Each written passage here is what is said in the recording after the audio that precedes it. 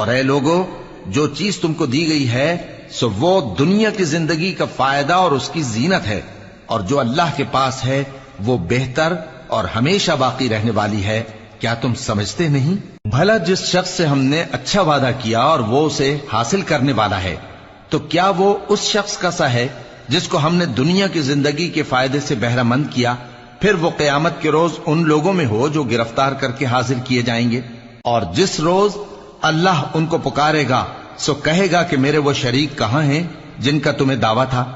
تو جن لوگوں پر عذاب کا حکم ثابت ہو چکا ہوگا وہ کہیں گے کہ اے ہمارے پروردگار، یہ وہ لوگ ہیں جن کو ہم نے گمراہ کیا تھا، اور جس طرح ہم خود گمراہ ہوئے تھے اسی طرح ہم نے ان کو گمراہ کیا تھا۔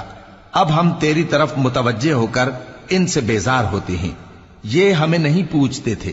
اور کہا جائے گا کہ اپنے شریکوں کو بلاؤ، سو وہ ان کو پکاریں گے تو وہ ان کو جواب نہ دے سکیں گے، اور جب عذاب کو دیکھ لیں گے تو تمنا کریں گے کہ کاش وہ ہدایت یاب ہوتے۔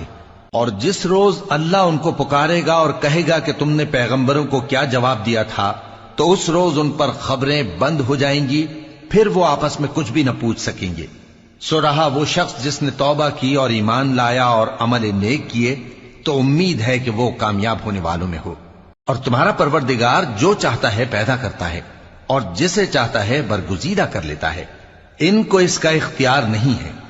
یہ جو شرک کرتے ہیں اللہ اس سے پاک و بالاتر ہے، اور ان کے سینے جو کچھ مخفی کرتے ہیں اور جو یہ ظاہر کرتے ہیں تمہارا پروردگار اس کو جانتا ہے۔ اور وہی اللہ ایسا ہے کہ اس کے سوا کوئی معبود نہیں، دنیا اور آخرت میں اسی کی تعریف ہے اور اسی کا حکم چلتا ہے، اور اسی کی طرف تم لوٹائے جاؤ گے۔